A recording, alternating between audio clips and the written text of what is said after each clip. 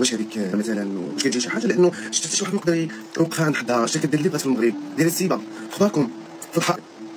من المقدسات ما فهمتش واش من المقدسات ولا كتجي شي حاجه لسيدنا. عرض بيوتنا دخل بيوتنا. انا عمري ما شفت قناه ولا ما عرفتش شنو نسميها، قناه ولا جريده ولا ما عرفت شنو، ما عمري شفت انا الناس اللي غاديين قتل الروح غيدخلوا الحبس هي غادي كدير معاهم سيجور قد ما يشدهم البوليس. يعني البوليس متفاهمين معاهم.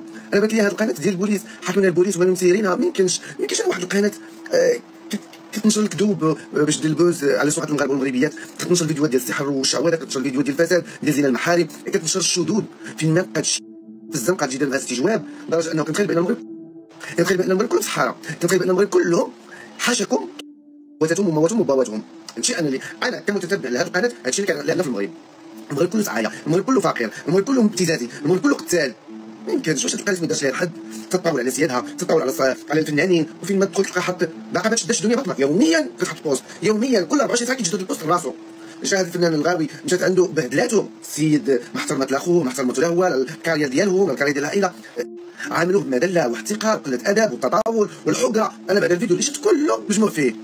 واش دابا وحده ولا واحد ما قاريش ما واعيش زنقاوي فولغير لا زين لا بريستيج لا مشيه لا اداب لا صواب نعطيوه الميكرو؟ شوف خيخي واش هذيك